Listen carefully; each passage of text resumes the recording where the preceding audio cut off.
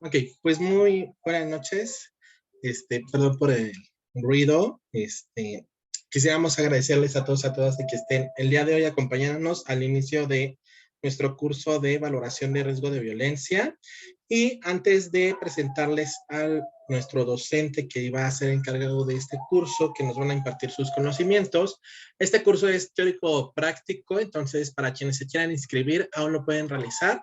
Las clases son todos los miércoles de 8 a 10 de la noche con horario de Ciudad de México Centro. Y quienes quisieran inscribirse a alguna capacitación que tuviéramos, que ahorita vamos a presentar algunas, tienen un descuento especial en la inscripción y en nuestros diplomados tienen un descuento especial en las mensualidades sin costo de inscripción. Como saben, esta primera clase, las primeras clases de nuestros cursos se dan acceso gratuito, entonces, como es de acceso gratuito, los micrófonos están cerrados, y quienes gusten realizar alguna pregunta durante la clase pueden ir a realizarlo a través del chat y se las haremos llegar al maestro en dado momento que nos lo solicite, o en dado caso que el maestro solicite alguna participación, pueden usar la función de alzar la mano y se les cede el micrófono sin ningún problema. Para quienes están en el Facebook Live, nos pueden escribir en la parte de comentarios sin ningún problema y esas preguntas se las haremos llegar al maestro sin ningún inconveniente. También para comentarles que todos nuestros cursos, nuestras capacitaciones tienen un valor a nivel internacional de valor curricular por parte de la Secretaría de Educación Pública, por el Instituto Colimense de Ciencias Forenses y Consultoría en Psicología Forense y Clínica. Y bueno, yo quisiera invitarles a que se inscribieran al próximo diplomado que vamos a tener sobre evaluación psicológica forense de la violencia sexual con opción a certificación permanente, ¿ok? En esto de la certificación permanente es de que no se renueva como en otras instituciones, es una certificación única que no van a tener que renovar. También para comentarles de nuestros próximos cursos que inician a finales e inicios del siguiente mes, de los cuales es evaluación psicológica forense del testigo, la psicofarmacología para psicólogos y criminólogos, y vamos a tener un curso especializado en violencia sexual sobre la evaluación e informes forenses de credibilidad del relato en víctimas de violencia sexual. Si requieren alguna información adicional, nos pueden consultar, tienen nuestros contactos, nuestra página web, nuestros números de WhatsApp sin ningún problema. Y también para si quieran inscribir a alguno de nuestros cursos, a cualquiera de estos u otros próximos y hasta el evento próximo que vamos a tener de el Congreso de Psicología Forense y Violencia de Género, nos pueden escribir para un descuento especial sin ningún problema. También para comentarles que para quienes estén inscritos en el curso, el día de mañana les haremos llegar un enlace de Drive para que puedan acceder a las grabaciones de las clases, las grabaciones de las clases y el material bibliográfico o presentaciones que nos haga llegar el maestro sin ningún problema. También quisiera mencionarles que al final del curso se les dará su constancia, se les dará un formulario, se les hizo llegar un formulario para quienes todavía no lo han llenado, por favor llénenlo, nada más para verificar sus datos correctos para su constancia y el mismo correo que ustedes nos proporcionen en ese formulario se les hará llegar lo que es su constancia al final del curso y el Drive con las grabaciones y material bibliográfico y material adicional del presente curso. Y bueno, sin más por el momento, quisiera presentarles al maestro Carlos José Quintero Cárdenas. Él es psicólogo, tiene maestría en psicología jurídica de la Universidad Santo Tomás. Él es candidato a doctorado en psicología con énfasis en psicología jurídica de la Universidad de Colombia y tiene conocimientos y estudios complementarios en el diseño de instrumentos de evaluación, neuropsicología, neuropsicología de los lóbulos frontales, neurobiología, neuroética, evaluación del riesgo de violencia, psicología del engaño, evaluaciones psicológicas forenses y en las elaboraciones de informes periciales forenses en el proceso de prevención e intervención del abuso sexual. Maestro Carlos, muchísimas gracias. Le cedo la pantalla y el micrófono y cuando usted nos indique podemos desactivar los micrófonos para quienes quieran participar con el micrófono sin ningún problema. Muchísimas gracias, maestro. Bienvenido. Hola, buenas noches, Kevin. Buenas noches a todos los presentes, aquí a los inscritos en el curso y quienes están online a través de la transmisión. Les doy la bienvenida formal a lo que sería el curso de valoración del riesgo de violencia. Y bueno, voy a proceder aquí a encender lo que es mi cámara para pues esta parte inicial de nuestro curso especializado. Permítanme por favor un minuto. Y pues mientras enciende, quisiera preguntarte, Kevin, si los participantes aquí del Zoom pueden participar por chat o también tienen de forma inactiva el chat. Sí, pueden participar a través del chat o quien Ok, guste por micrófono pueden alzar la mano, la función de alzar la mano y se les cede el micrófono sin ningún problema. Esto con el fin ok. para que no se llegue a interrumpir abruptamente o ya sabe que de repente se activan los micrófonos por accidente, entonces lo pueden hacer sin ningún problema, maestro. Claro que sí, muchas gracias. Eres muy amable entonces pues bueno, para dar inicio formal a nuestro curso, sí les voy a solicitar muy amablemente puedan participar dentro de cada una de las actividades que se van a desarrollar dentro de estas 6 sesiones en las cuales nos vamos a encontrar los días miércoles.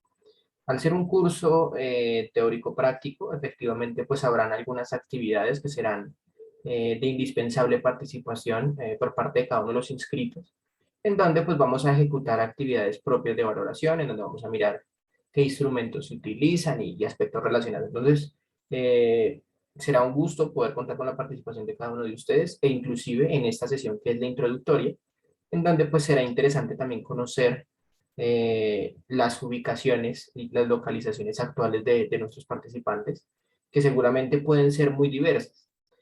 Podremos encontrar participantes de México, efectivamente, o de algunos otros países, y pues el conocer esto efectivamente va a permitir que yo como docente a lo largo de las sesiones adapte la información a cada uno de nuestros participantes. Específicamente en un curso como estos de valoración del riesgo, vamos a hablar de instrumentos, de protocolos, de guías, las cuales seguramente tendrán distintos procesos investigativos en los distintos países. Y para ello, pues será muy importante conocer los países de nuestros participantes para asimismo brindar y otorgar información actualizada frente a su ubicación específica. Digamos, si encontramos personas de México, será muy importante que puedan conocer si estas herramientas que vamos a hablar pueden ser utilizadas allí, si cuentan con indicadores psicométricos importantes, si han sido validados, si han sido comprobados, o por el contrario no, y no los deberíamos tomar en cuenta para un proceso de valoración. Entonces, pues la primera pregunta que sí quiero desarrollar para nuestros participantes, y que quisiera que lo fueran resolviendo a través de nuestro chat de Zoom, es si me pueden proporcionar su lugar de ubicación, su localización, o desde dónde están participando en esta oportunidad. Por allí viendo el chat, veo que ya hay una persona de México, hay otra persona de Puerto Rico, y bueno, pues ahí iré revisando y tomando nota también muy atenta a ello. Entonces se los encargo, por favor. En este momento también voy a compartir mis diapositivas, y como creo que les alcancé a comentar, hoy va a ser un curso que, que es más de tipo, de una sesión que es más de tipo introductorio. Hoy vamos a hablar específicamente de lo que vamos a conversar a lo largo de las 6 sesiones. Vamos a abordar conceptos básicos para con posterioridad meternos y profundizar más en esos conceptos, profundizar más en la aplicación de cada uno de ellos, como también en las distintas teorías y herramientas.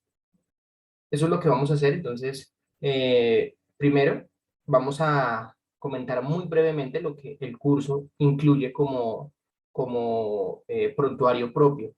Inicialmente se ha planteado que se va a revisar específicamente unas temáticas. Ya les voy a indicar cuáles específicamente. Sin embargo, también vamos a intentar profundizar en algunos otros aspectos a medida que va pasando el tiempo y precisamente dando correspondencia a cada una de las participaciones y de las preguntas de nuestros participantes. ¿Listo? Entonces, específicamente, en un curso como estos, vamos a hablar de temas conceptuales primero, vamos a abordar un marco conceptual importante sobre lo que corresponde a la evaluación del riesgo de violencia. Esa es la primera parte.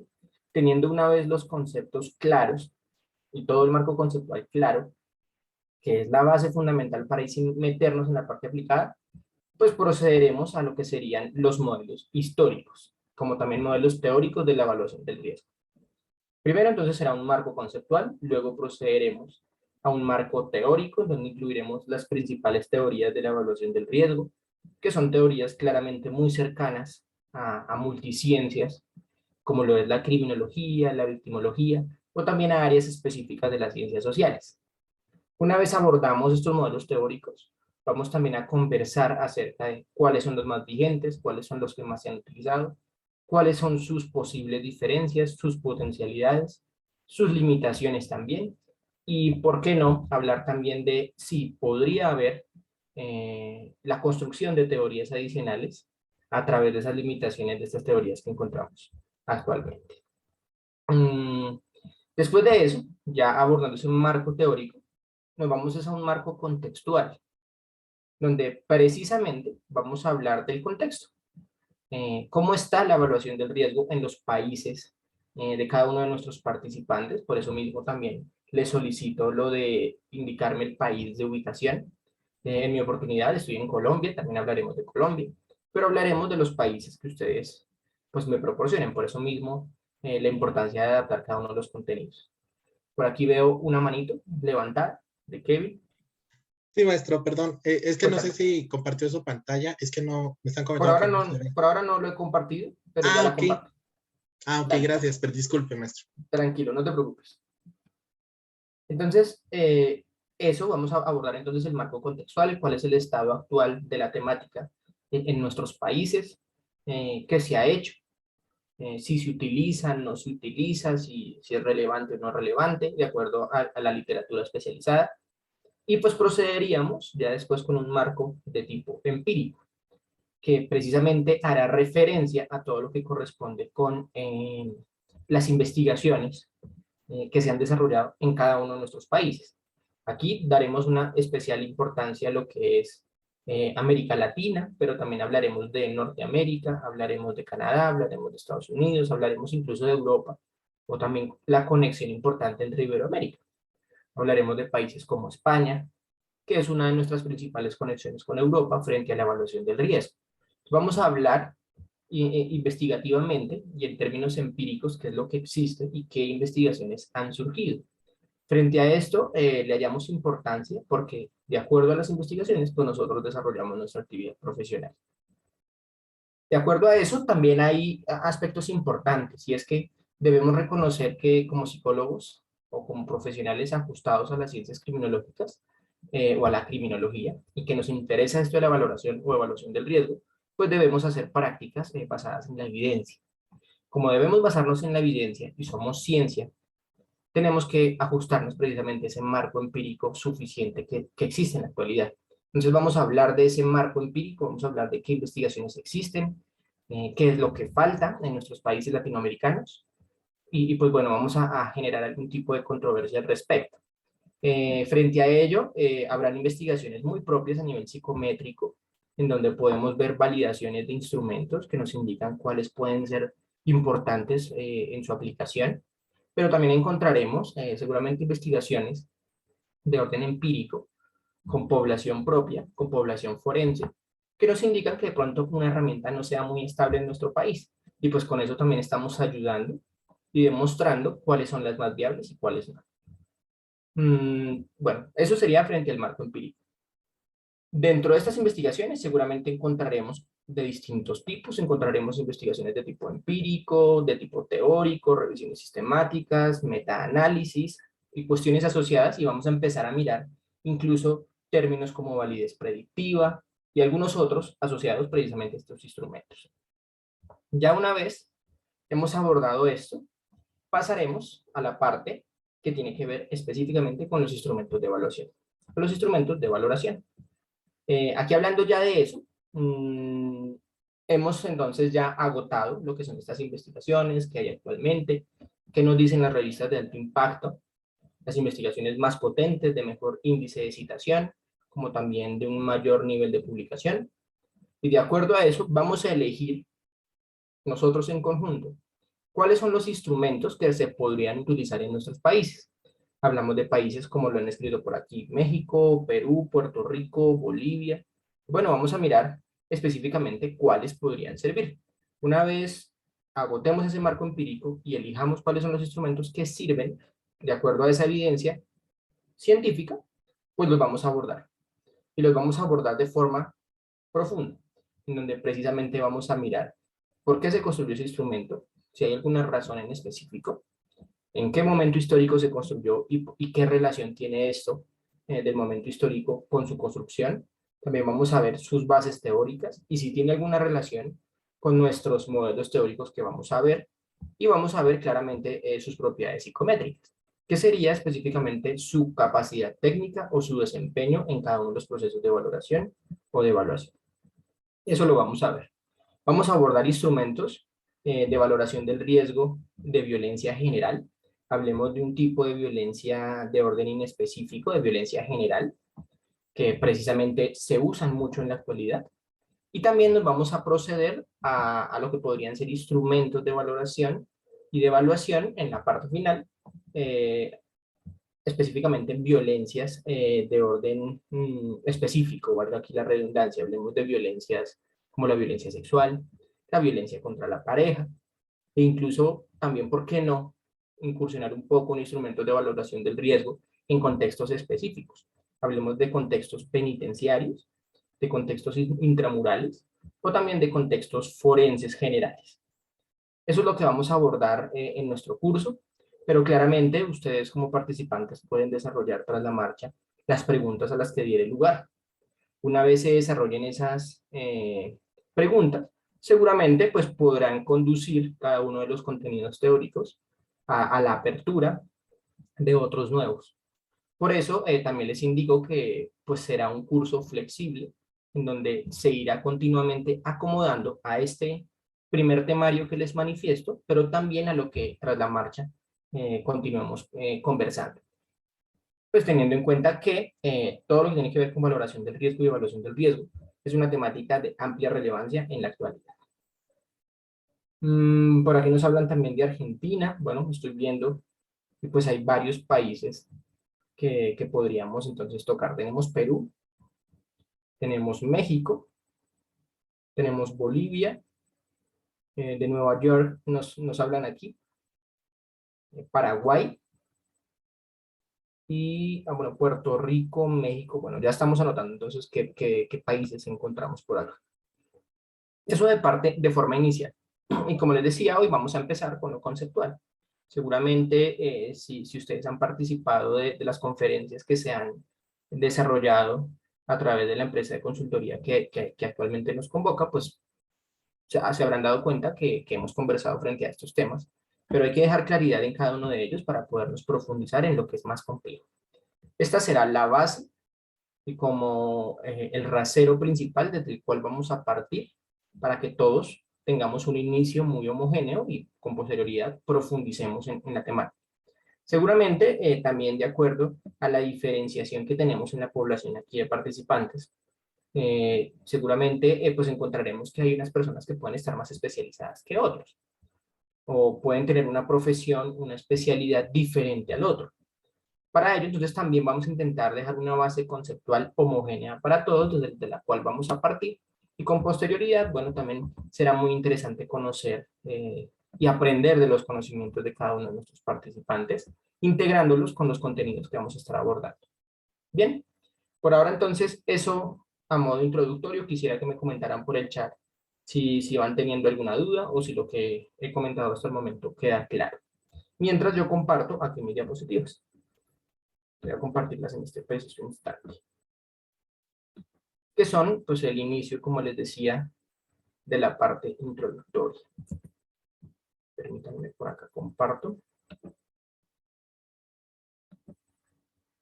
Y mientras voy viendo el chat, si hay alguna duda. Según veo, es clara la información por el momento. Y bueno, como también tenemos en cuenta que estamos en transmisión online a través de las redes sociales, ¿por qué no extenderles una muy grata invitación a las personas que de pronto no se han inscrito y quisieran participar del curso? Pues totalmente bienvenidos y pues ya aquí con nuestros organizadores podrán obtener la información completa para participar de forma directa de cada una de nuestras sesiones. Hoy efectivamente tenemos una sesión gratuita, una sesión presencial o sincrónica que pues dará apertura al curso y pues también iremos abordando temitas de lo que se va a conversar. Entonces será chévere, será muy importante, será muy agradable que ustedes puedan conocer qué vamos a hacer y por qué no interesarse en su posterior inscripción. Por aquí ya me parece que se compartió la pantalla. ¿Me podrían confirmar por favor si la ven?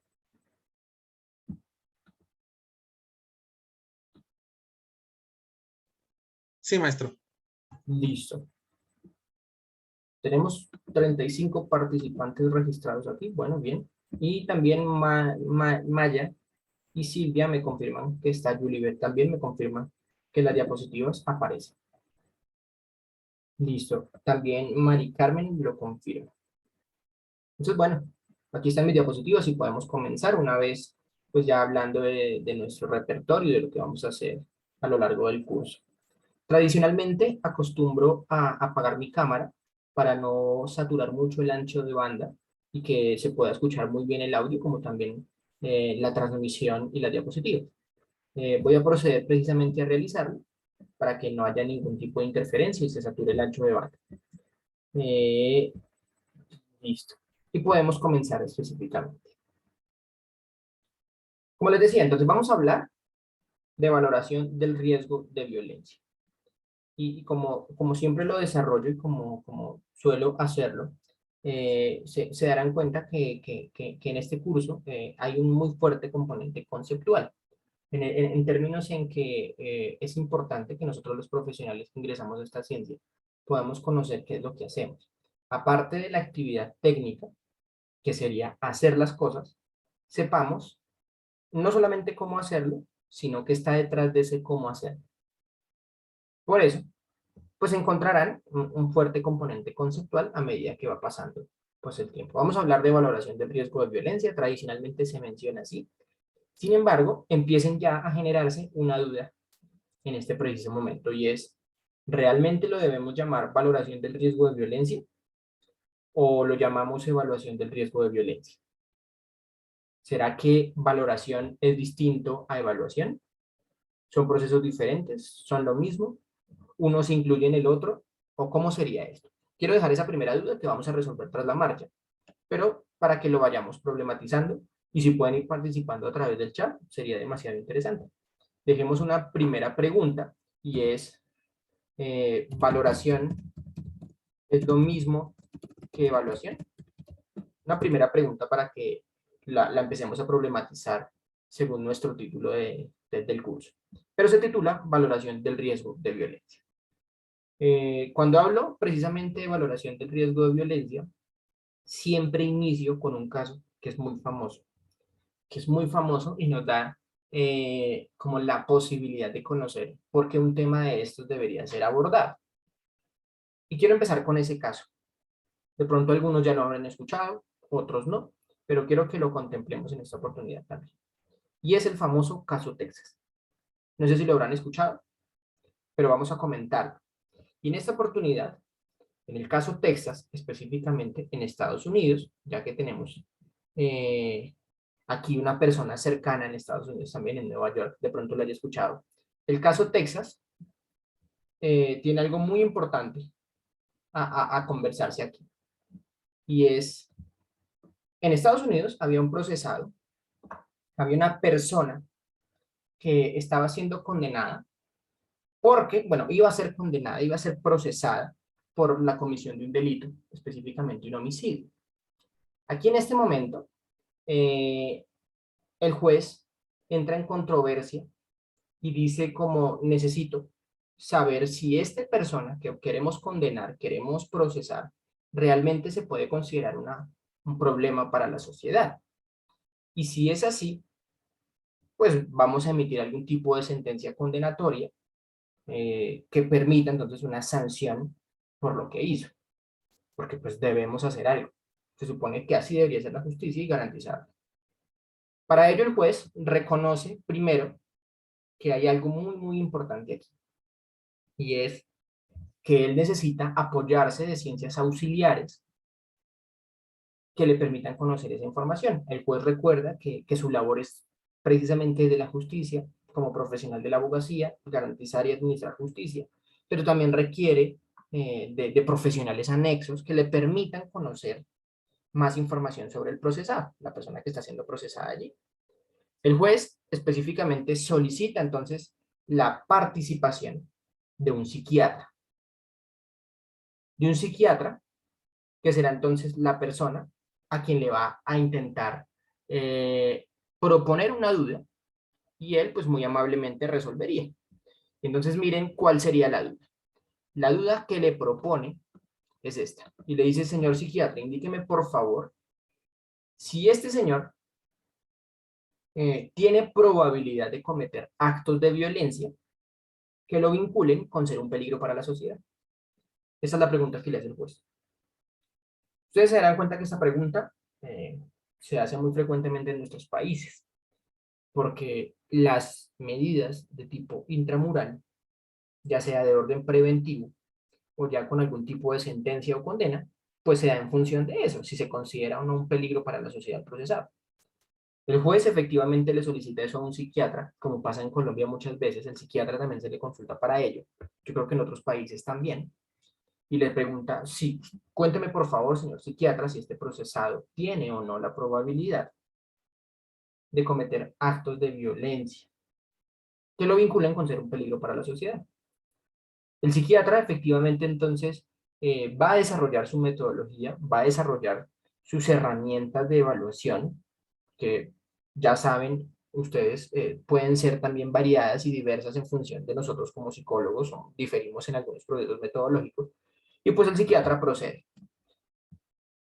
Y dice, sí, efectivamente a través de mi valoración, sí la hay, sí hay probabilidad de que este señor, el procesado o el defendido, cometa actos de violencia que lo vinculen con ser un peligro para la sociedad. Da una conclusión, miren acá, da una conclusión muy potente y muy fuerte, muy diciente y muy clara para lo que sería la administración de justicia. Dice, sí la hay. Para quienes trabajamos en esto, que seguramente somos muchos de los de aquí presentes, nos daremos cuenta que hay algo y es que esta respuesta pareciera estar tan segura que ya estaría hablando en términos incluso de certeza. No de probabilidades, sino de certeza. Vamos a ver qué pasó. Entonces, en el caso Texas, el psiquiatra dice, sí, sí la hay. Sí hay probabilidad de que sea una persona peligrosa para la sociedad. De acuerdo a esto, entonces el juez dice, bueno, ya sabemos que sí lo hay. Por favor, señor psiquiatra, indíqueme usted qué tanta es esa probabilidad. Necesito saber, hablemoslo en términos generales, de 1 a 100, qué tanta probabilidad tiene este sujeto de ser un peligro para la sociedad. Y el psiquiatra también tiene su respuesta.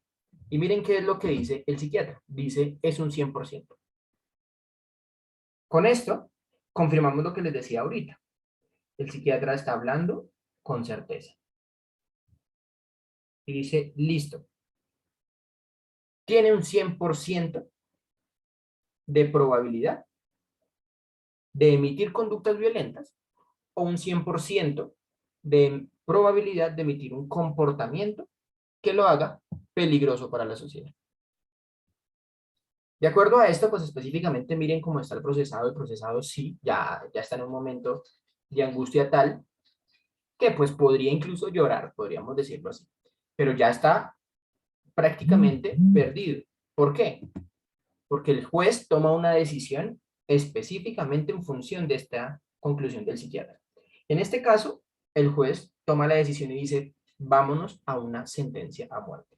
El procesado es sentenciado a muerte y efectivamente muere. Miren lo que pasó acá, este es el caso Texas. En Estados Unidos la sentencia a muerte existe. Acá en países como Colombia no existe.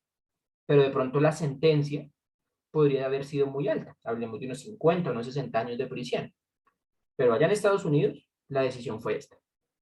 Miren que decidió el juez, sin necesidad de que la conclusión del psiquiatra fuera vinculante, decidió la sentencia a muerte. El procesado fallece tras la sentencia y bueno, se supondría que en esta oportunidad se administró justicia y se garantizó en función de una prueba científica. Una prueba científica que, si ustedes se dan cuenta, estaría orientada específicamente a determinar la probabilidad de ejercer algún tipo de violencia, lo que estamos hablando de nuestro curso. Nuestro curso trata de eso, de la emisión de violencia. ¿Listo? Para ello, entonces, quisiera que fueran por allí a través del chat mencionando algo, y es, ¿a ustedes les parece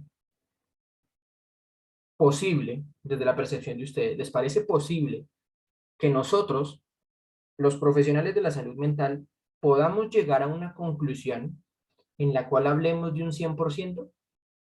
¿O una conclusión en la que nosotros hablemos de que hay total certeza de acuerdo a nuestra metodología? Es una pregunta también que quiero dejarles allí. Y es, ¿podemos los profesionales de la salud mental hablar de certezas en nuestras evaluaciones? La voy dejando en el chat del Zoom, pero también para quienes están conectados en las redes sociales puedan participar. Y para ello, pues ya lo vamos a ir resolviendo, pero es una pregunta controversial, porque miren que acá el psiquiatra habló con un 100%. Aquellas personas y aquellos participantes que están acá en el curso y que seguramente de pronto han ido a una audiencia, hay una pregunta muy importante que nos hacen siempre a los profesionales que llevamos una pericia, llevamos una evaluación de tipo forense. Y nos dicen, usted, señor perito, habla desde la orientación, habla desde la probabilidad o habla desde la certeza. Nos preguntan siempre eso y debemos resolverlo. De pronto hay veces que nos salvemos y no nos lo preguntan. Y de acuerdo a esto, pues ellos se supone tomarían la decisión. Aquí ya Carmen nos ha escrito en el chat y nos dice, no, solo podríamos hablar de altas o bajas probabilidades. Y les cuento, para que vayamos resolviendo esa duda, al ser nosotros una ciencia social y una ciencia fáctica, no podremos nosotros hablar de certezas. No podremos hablar de un 100%. Y nuestras valoraciones y nuestras evaluaciones, por más cercanas que estén a una certeza, no llegan. Lo que nosotros debemos garantizar entonces es que disminuyamos el mayor nivel de error de nuestras evaluaciones para que nuestras probabilidades de certeza estén cercanas. Pero no podremos llegar al total, al 100% como llegó el psiquiatra. Ese es un primer punto a nivel conceptual que quiero que manejemos. Porque los instrumentos que vamos a ver hablan de eso. Hablan, nos proporcionan conclusiones, nos proporcionan impresiones diagnósticas e incluso categorías con puntuaciones y demás, pero no son certeras. Esto no significa que sea un aspecto negativo. Eso nos pasa a todas las ciencias sociales e inclusive le pueden pasar a muchas ciencias que se supone son más exactas que nosotros. Les pongo un ejemplo. Pensemos en las pruebas de ADN, en las famosas pruebas de ADN. Ustedes se darán cuenta que en todos estos procesos de casos, en todos estos casos, todos estos procesos de custodia, cuando se impugna la paternidad, en muchas oportunidades la prueba científica es la prueba de ADN. Y mandan a hacer la prueba y el resultado que tradicionalmente sale es como el 99,9% de probabilidad o de homogeneidad está. Y miren que ni siquiera estas pruebas, que son de sangre, que se supone son más exactas, nos hablan de un 100%. Tampoco lo va a hacer entonces una prueba que nosotros proporcionemos. Entonces, ¿cuál es la clave aquí? Primero, reconocer eso. No podremos hablar de 100%. No vayamos a cometer de pronto ese error en audiencia, porque podríamos ocasionar lo que pasó en este caso en Texas. No sabemos si realmente ese 100% que sacó el psiquiatra es idóneo. Por ahora, por lo que les he dicho, no lo sería. Pero resultó procesado y resultó condenado por una sentencia a muerte y murió. Imagínense la relevancia de nuestro aporte en la audiencia. Pero también, aparte de eso, pues muestra nuestra idoneidad. Si nosotros llegamos a una audiencia y hablamos de un 100%, ya sabemos que tenemos serios problemas con los procedimientos evaluativos y con los procedimientos técnicos, para que los tengamos en cuenta. Este es un caso que nos va entonces a traer cuestiones para que podamos conversar. Por aquí nos propone Juliet algo. Dice, si hay datos empíricos, certeras de la comunidad y el aprendizaje para resolver la problemática del crimen que no se han identificado y actualmente sí hay recopilación de evidencia, datos por un psicólogo. Ok, ok, sí. Te entiendo, Juliet. Específicamente, hablas de datos empíricos, hablas de la recopilación de evidencia. Y sí, agrupando toda esa evidencia, podremos hablar de probabilidad. Podremos acercarnos muchísimo a la verdad, pero no podremos encontrarla. Por completo, no. No hablamos de certeza, pero sí vamos a hablar de una cercanía muy amplia. ¿Cómo lo vamos a garantizar? Disminuyendo el nivel de error de nuestras evaluaciones. ¿Cómo se disminuye? A través de muchos procesos. ¿Listo? Por aquí en las redes sociales nos preguntan si puedo decir el nombre del condenado. Específicamente en el caso no lo mencionan. No lo mencionan precisamente por lo problemático del caso, Aline. Lo toman así y lo hablan como el caso Texas, pero no nos han dicho el nombre. Voy a indagarlo, voy a seguir indagando, pero también podría comentar si realmente lo han publicado por allí. Pero por ahora no lo he encontrado. También me interesa en algún momento por saber el nombre, pero no lo he encontrado. Por aquí, Erendira nos dice, creo que al ser seres humanos hay una mayor complejidad para tener certeza, pero en general continuamos con un comportamiento. Sí, los seres humanos somos extremadamente complejos. Y llegar a esa certeza no es posible como lo hizo el psiquiatra. Y les voy a comentar algo que le va a agregar esa cereza al pastel. Y va a agregar la controversia que tanto estamos esperando, que vamos a ver en nuestro curso. Y es cómo hizo el psiquiatra para llegar a ese 100%. Un día me pasó también aquí en Colombia, donde pues tuve que contrarrefutar o enviar un informe, un contrainforme o una metapericia a un proceso en la Administración de Justicia porque un psicólogo también habló de un porcentaje de probabilidad y dijo, sí, hay un tanto porcentaje del 90% y uno como psicólogo dice, bueno, ¿cómo halló ese porcentaje? Vamos a mirar cómo el psiquiatra lo pudo hacer. Les solicito a ustedes, participantes, que si quieren y lo desean, pueden ir de pronto aproximándose en nuestro chat, dando su opinión frente a cómo un psiquiatra evalúa. ¿Cómo haría un psiquiatra para evaluar a este procesado y llegar a un 100%? Váyanlo pensando. Pero, pues para llegar a esa conclusión, tendremos que dar respuesta precisamente a ese interrogante. ¿Qué hizo el psiquiatra para llegar a un 100% como les mostré en esta diapositiva? Precisamente, lo que hizo el psiquiatra fue llevar a cabo el método predilecto utilizado por ellos. Les pregunto a ustedes, ¿alguien sabe cuál es el método predilecto para evaluar de los psiquiatras? ¿Ustedes saben si ellos usan también instrumentos de evaluación como nosotros los psicólogos? ¿Qué dicen ustedes?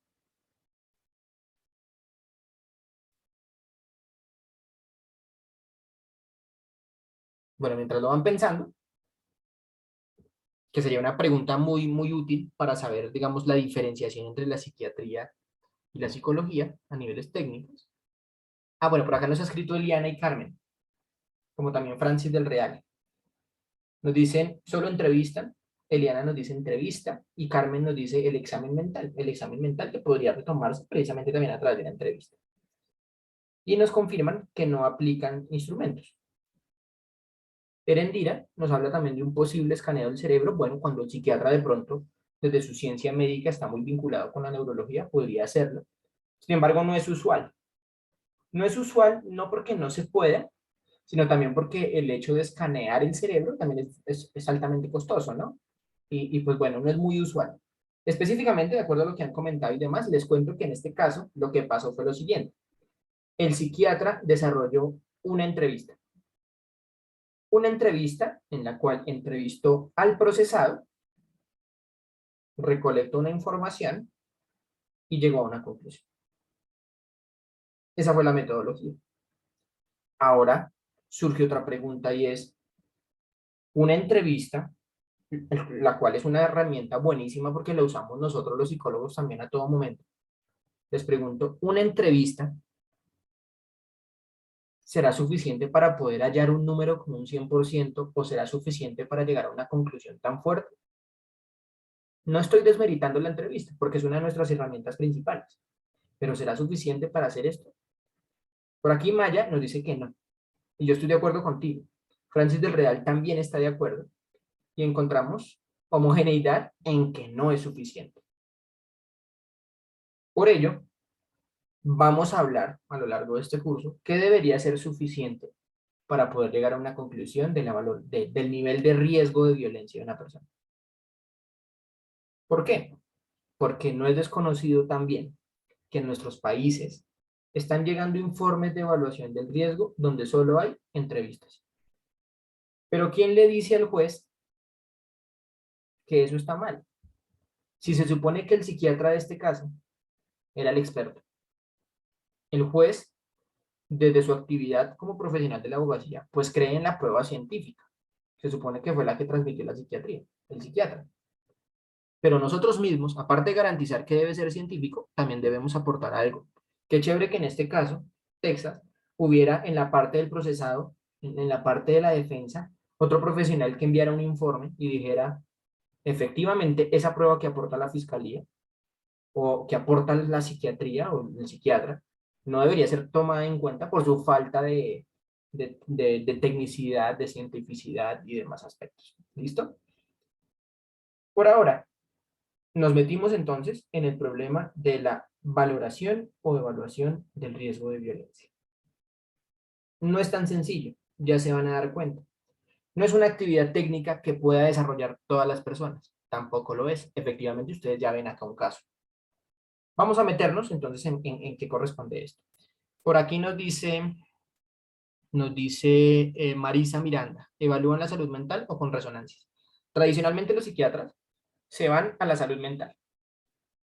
No suelen usar imágenes de resonancia magnética funcional, ni por emisión de positrones, ni tags, ni nada de esto. Suelen usar más el método de entrevista, el examen mental, cuestiones asociadas, pero no imágenes de resonancia ni nada relacionado. ¿Listo? Claudia Aguirre nos dice por acá, debe tener una revisión completa de antecedentes, pruebas. Sí, ya nos vamos acercando a eso. Muy bien, Claudia. Y bueno, continuamos entonces. Ese es el caso. Y el caso nos propone algo muy, muy importante y es que en el caso Texas, como sucede actualmente, nos vamos a encontrar interesados por evaluar el riesgo de reincidencia o el riesgo de violencia o el riesgo de emitir una conducta antisocial, violenta, delictiva. Eso es lo que nos interesa. ¿Eso le interesa a los países? Claro, en todo momento. Yo creo que es la principal duda que siempre surge cuando ocurre un delito o cuando se presume su ocurrencia. Y seguramente esta pregunta en muchos de nuestros países está siendo resuelta sin necesidad de llamar a un profesional como un psiquiatra, como un psicólogo, como un criminólogo. No los están llamando. Precisamente porque los profesionales de la abogacía y del derecho también están desconociendo la importancia de que nosotros participemos. Primero, entonces, reconozcamos la importancia nosotros para posteriormente transmitírselas a ellos. ¿Cómo hacemos nosotros para evaluar entonces un riesgo? Cuando hablemos de riesgo, hablemos de algo que va a suceder o de algo que se espera que suceda más adelante. Entonces esto ya implica un término muy importante y es lo prospectivo, el análisis prospectivo o las conclusiones de tipo prospectivo. Mírenlo bien y anoten, porque es el pedazo o la parte angular de todo el proceso y la parte más difícil. Vamos a intentar, nosotros los profesionales, de brindar una conclusión sobre algo que no ha ocurrido. Miren lo difícil. Sobre algo que no ha ocurrido, pero se espera que ocurra o, de acuerdo a nuestra conclusión, podamos nosotros manifestar que no va a ocurrir. Esto parece como si nosotros quisiéramos mirar hacia el futuro, efectivamente. Esto no va a ser simplemente una evaluación de mirar cómo la persona está actualmente. Y ya. Tenemos que hacer inferencias muy exactas frente a lo que podría pasar. Entonces esto ya no es una evaluación descriptiva como tradicionalmente las hacemos, donde aplicamos unos instrumentos y sabemos cómo está la persona en un momento histórico o en un momento propio. No, no va a ser así de sencillo. Tenemos que con esas mismas metodologías intentar nosotros aproximarnos hacia el futuro. Esto suena muy futurista incluso. Suena muy extraño, pero sí, lo podemos hacer. ¿Y cómo lo hacemos? A través de métodos científicos, como la predicción. ¿Listo? Anótenlo muy bien. Dentro de los niveles entonces del conocimiento de una ciencia, hablemos de la psicología, en esta oportunidad, encontraremos varios niveles de conocimiento. Uno es el descriptivo. Dos, tiene que ver con el predictivo. Y tres, con el explicativo, para que lo tengamos en cuenta. Todos los profesionales de esta ciencia, o de una ciencia, se supondría, tendríamos la capacidad de pasar nuestros métodos técnicos por cada uno de ellos. Pero curiosamente, hoy en día prevalecen son los métodos de tipo descriptivo, donde describen algo hoy, ahora y ya. No hacen inferencias hacia adelante, no hacen inferencias hacia atrás, no explican por qué, sino simplemente describen. Y les voy a poner un ejemplo muy claro.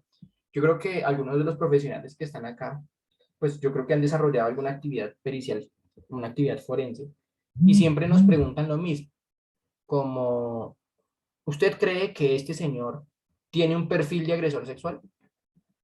¿Qué nos están pidiendo ahí? Que describamos al señor, que describamos a la persona, no más. Pero si nosotros nos aproximamos a metodologías predictivas, podríamos hablar no solamente de que el señor tiene un perfil de agresor sexual, sino que las características que presenta actualmente, aparte de coincidir con un agresor sexual, también reunidas a través de una metodología y haciendo un cálculo específico, podría aproximarse a decir si podría ocurrir otro delito o si realmente podría ser peligroso y cosas como estas. O si antes podría haberlo hecho. Y miren el trabajo cognitivo e intelectual que hay aquí. Entonces, primera invitación. No nos quedemos en lo descriptivo solamente. Procedamos a lo explicativo y a lo predictivo. Vayámonos más a un por qué y no simplemente a un cuál. Miren que resolver un cuál está de forma implícita, sí, hablemoslo implícitamente resuelto desde un por qué. Pero si nos quedamos solamente en el cuál, no estamos resolviendo nada. Y les puedo poner otro ejemplo. Seguramente este señor del caso Texas pudo haber coincidido con algunas características que de pronto lo hicieran percibir como peligroso. Pero el simple hecho de que uno cuente con las características no lo hace peligroso. Digamos, tradicionalmente en las teorías se indica que el consumo de sustancias psicoactivas aumenta la probabilidad de que cometamos delitos. Las personas. Pero el simple hecho de que tengamos el consumo de sustancias no nos hace delincuentes. Y a eso quiero llegar. Yo solamente con identificar que tiene un factor, no puedo decir que tiene el riesgo. Simplemente estoy diciendo que tiene el factor. Ya tengo que hacer algo más adelante, un procesamiento intelectual mayor para poder llegar a la predicción. Aquí, como sucede en el caso de Texas, como vamos a hablar a lo largo de nuestras sesiones de clase, nuestro interés es predecir la conducta violenta. Que como les dije, vamos a hablar de violencia inespecífica o general, o también de violencia específica como la violencia sexual, la violencia contra la pareja, la violencia intrafamiliar y cosas como esta. Ese es nuestro objetivo, predecir. Cuando hablamos de lo que nos pide el derecho, tradicionalmente nos solicitan que miremos si la persona es peligrosa o no. Por eso vamos a escuchar mucho términos como el de peligrosidad y que usemos precisamente métodos para predecir esa peligrosidad. Pero les anticipo desde ya, esta palabra peligrosidad ya no se usa para profesionales como nosotros, que de pronto no hagamos parte del derecho.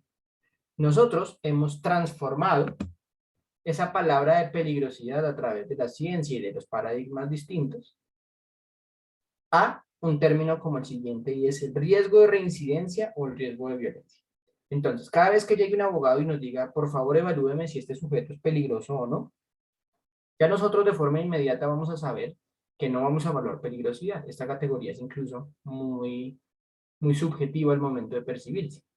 Lo que vamos a evaluar es si tiene riesgo de llevar a cabo una conducta violenta, sea como reincidencia o sea como primera vez. ¿Listo? Y para evaluar ese riesgo, pues vamos a tener que usar técnicas predictivas. Técnicas predictivas que por sí mismas deben soportar unas cualidades técnicas que permitan predecir. Tenemos que ahora entonces saber que durante este curso vamos a ver cómo confirmamos si una herramienta realmente predice o no. O simplemente sirve como una herramienta descriptiva. Vamos a diferenciarlo también a través de sus propiedades psicométricas. ¿Listo? Por aquí voy viendo comentarios. Claudia nos dice algo y dice, nuestro trabajo es identificar, prevenir, mejorar la calidad de vida de las personas y de la sociedad ante los riesgos de violencia, en este caso, y accionar. Sí, Claudia. Es una de las tantas como funciones u objetivos también. Específicamente para prevenir que algo ocurra, tenemos que evaluarlo y predecir si podría ocurrir. Ya una vez sabiendo que eso podría ocurrir, se puede hacer un método de prevención, ejecutar algo al respecto y claramente incidir de forma directa en la calidad de las personas, en la calidad de vida. Hablemos de personas que podrían ser posibles víctimas, como también los mismos victimarios. Entonces, sí, claramente ajustado tu comentario también. Marisa nos dice, el problema es que la ley no actúa con solo la predicción, pero eso se complica adelante a los hechos, adelantarte a los hechos, se complica adelantarte a los hechos, sí. Pues la ley, específicamente Marisa, es quien toma la decisión, hablemos de la administración de justicia o del juez en el caso Texas, es el que toma la decisión. Nosotros llegamos y le aportamos la prueba científica. En últimas, el juez es el que mira si realmente le incluye o no. Nosotros tenemos que tener en cuenta que nuestra prueba no es vinculante. El simple hecho de que la pongamos en juicio no vincula al juez con una decisión particular. Entonces lo que debemos hacer es que nuestra prueba científica, en este momento, digamos una evaluación del riesgo de violencia, sea lo más técnico científicamente posible. Si soporta distintas facultades técnicas, distintas facultades científicas, existe mayor probabilidad de que el juez tome la decisión en función de nosotros. Entonces, eso es lo que deberíamos nosotros garantizar. Y bueno, sería como auxiliar un poco a la justicia para que tomen las mejores decisiones. Como lo decía, pues Muñoz Abate en 1980, con la psicología para el derecho, donde vamos a servir como coadyuvantes, como auxiliares, para que se pueda tomar una mejor decisión. ¿Listo? Por acá en el chat de Zoom nos dicen, se prioriza la seguridad ciudadana. Sí, Carmen, es una prioridad. Y para la seguridad ciudadana, que es precisamente una ley que debe estar en todos los países, recientemente en Colombia hallaron una ley para ello, la modificaron y surgieron unas modificaciones. Pues debe estar como base el predecir si una persona es peligrosa o no. No solamente ir y controlar todo cuando ya ocurrió. Mostrar que ya fueron peligrosos, que ya cometieron el delito, y ahí sí, intervengamos, no. A veces es mejor prevenir que curar. ¿Listo? Entonces, eso es lo que vamos a hacer. Vamos a meternos en la evaluación del riesgo. Hoy les pregunto en este preciso instante, ¿tienen alguna duda hasta el momento? ¿Cómo vamos? Por favor, indíquenme a través del chat para saber si la resolvemos o pues continuamos con normalidad. Hasta aquí vamos con lo que nos está mostrando el curso, lo que vamos a hacer realmente. Maya nos dice que bien, todo bien, como que no hay dudas. Listo, muy claro. En las redes sociales también, si pueden, por favor, indíquenos si hay alguna duda y pues la iremos resolviendo oportunamente. Marisa, gracias a ti también por ir comentando. Entonces, continuemos. Vamos a dejar unos puntos claros. En el curso, entonces nos vamos a abordar esas técnicas predictivas. Y también las técnicas que parecen ser predictivas, pero no predicen, o no hay investigaciones que indican que predicen. Pero en Latinoamérica pensamos que sí lo hacen. Y cometemos errores. Eso lo vamos a resolver. Y el constructo que vamos a evaluar es el riesgo de violencia, que también en muchas oportunidades se menciona como riesgo de reincidencia. Si hablamos de riesgo de violencia, hablemos de una persona que vaya a cometer una conducta violenta por primera vez o por segunda vez. Pero también cuando hablamos de riesgo de reincidencia, hablemos más de personas de segunda vez, de tercera vez, cuarta vez, personas que pueden estar privadas de su libertad o que ya salieron de la cárcel y cometieron un delito antes. Para todo esto nos sirve. Vamos a hablar de todo eso y pues vamos a proceder específicamente con la parte conceptual. ¿Listo? Y llegamos a un tema que era el que yo les había hecho como pregunta. Miren la controversia aquí. ¿Cómo podríamos predecir la conducta violenta? ¿Qué metodología deberíamos adelantar? Tradicionalmente les decía con el título del curso que se menciona como valoración del riesgo. Pero también hay algunos textos que se llama evaluación del riesgo. Entonces, retornamos a la duda de qué deberíamos hacer, si es evaluación o es valoración. Retorno a un comentario que nos hicieron en redes sociales de Renato, que nos dice, lo correcto para mí sería evaluación, ya que valorar significa agregarle un valor. Bueno, vamos a incluirlo ahí. Y aquí en el chat nos indican, Carolina, los psicólogos forenses hacen prevención al aportar pruebas científicas al órgano judicial. Indirectamente sí, Carolina. Un psicólogo forense al aportar una prueba provoca de forma indirecta acciones que prevengan. De pronto nosotros no hagamos directamente esas acciones, pero las otras personas sí. Si nosotros enviamos un informe que dice que la persona tiene alta probabilidad de emitir conductas violentas, el órgano judicial estará en la obligación de si toma en cuenta nuestro informe, de adelantar alguna acción que prevenga que lleve a cabo esa conducta. Entonces, sí, indirectamente aportamos con nuestros procesos de evaluación a los procesos de prevención. Digamos lo que sucede tradicionalmente, Carolina, en los establecimientos de reclusión, en las penitenciarías o cárceles. Cuando llegan y nos solicitan que evaluemos a una persona que va a salir en libertad condicional o que va para prisión domiciliaria y que va a salir en conclusión de la cárcel, y nos dicen, evalúelo. Evalúelo para saber si es peligroso o no y si al momento de salir volvería a reincidir o no. Se evalúa el sujeto y curiosamente de pronto en la evaluación salió que sí, podría ser muy violento cuando salga o todavía podría ser muy violento. Mira que de una vez enviar ese informe, Carolina, hace que la misma cárcel diga, uy no, yo mejor no lo dejo salir, termine su condena aquí en la cárcel y prevengamos que por ahí usted salga y haga y cometa más errores. Entonces sí, de cierta forma, prevenimos. ¿Listo? Entonces, valoración o evaluación. ¿Cuál utilizaríamos? Para ello, lo que debemos hacer o lo que debemos resolver aquí es de qué se trata cada uno. Y voy a intentar yo aproximarme a definiciones que ya existen, ¿no? Y pues a resolver de pronto esa duda que actualmente está. Maya se despacha por valoración, Renato se va por evaluación. Voy a comentarles entonces a qué conclusión podríamos llegar. Y esta es la primera. Entonces vamos a hablar primero de valoración. Hablemos de valoración psicológica. Si hablamos de una valoración psicológica de tipo forense, podríamos nosotros hablar de un procedimiento que tiene como eje central la entrevista. ¿Listo? El eje central de las valoraciones son las entrevistas, en donde precisamente el profesional va a empezar a analizar una serie de variables que más adelante le va a permitir establecer lo que se llama una impresión diagnóstica. ¿Listo? Eso es una valoración. Lo primero que debemos saber es que ese es el eje central, la entrevista, pero que el simple hecho de hacer una entrevista, no más, le impide a la valoración alcanzar la rigurosidad de una evaluación. Entonces, primera conclusión, es más rigurosa la evaluación que la valoración. La evaluación es un procedimiento más amplio que la valoración y la evaluación misma podría incluir a la valoración. ¿Listo? Entonces, miren cómo se los pongo aquí entre comillas. La valoración no alcanza el nivel de la evaluación porque no realiza un contraste con otras fuentes de información, sino solamente se queda con su eje central. ¿Cuál era el eje central? La entrevista.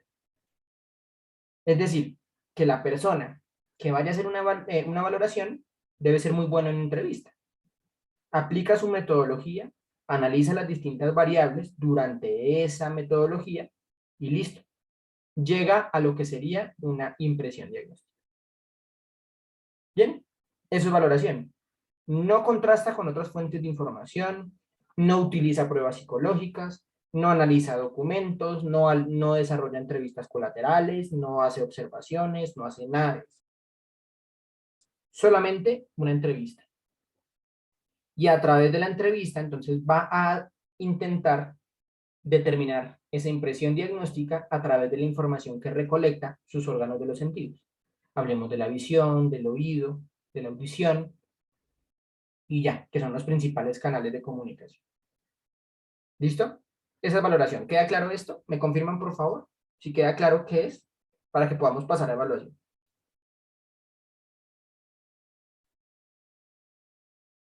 ¿Sí? ¿Queda claro? Sí, por acá me confirman. Carmen, Silvia nos confirman que sí. Listo. Eso es valoración. Claudia Aguirre también nos confirma que sí. Específicamente para un contexto judicial, entonces, una valoración podría ser un procedimiento muy útil, dándonos cuenta que se hace muy prevalente específicamente en países latinoamericanos porque la justicia está llena de casos. Pensemos en los fiscales que tienen 20.000 casos agrupados, estancados, y tienen que sacarlos rápido. Puede que recurran entonces a procedimientos de valoración. No estoy diciendo que sea malo, pero tendremos que ver si es suficiente o no. En un contexto judicial, una valoración entonces suele ser un ejercicio más limitado en tiempo, se hace muy rápido y también muy limitado en recursos. Como les decía, solo se utiliza su eje central, que es la entrevista. No se hace uso de otras cosas, solo se usa como principal fuente lo que obtiene, o bueno, la principal fuente, sus órganos de los sentidos, como se los manifesté en algún momento. Claramente, el que hace la valoración, pues tampoco va a ser descuidado, va a ser una persona que debe ser minuciosa, y aparte de que va a hacer su entrevista propia de su disciplina, debe hacer una observación muy cuidadosa de todo lo que pasa en la entrevista. Entonces, hablemos de que en la valoración se observa el lenguaje verbal, se observa el lenguaje no verbal, se hacen inferencias sobre los procesos superiores, se habla de examen mental, hablemos de atención, memoria, juicio y raciocinio, orientación, inteligencia, todo eso. Todo se puede mirar a través de una entrevista. Una entrevista que puede ser de distintos tipos. Ustedes saben que puede haber semiestructurada, narrativa, estructurada, no estructurada, etcétera. Muchos tipos. Pero eso es valoración. Y ya nos pasamos al otro lado y es la evaluación.